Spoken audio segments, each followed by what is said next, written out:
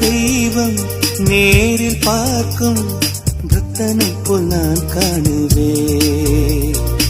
ஒரு நாள் அது நடக்கும், திருநாள் என்னை அழைக்கும்.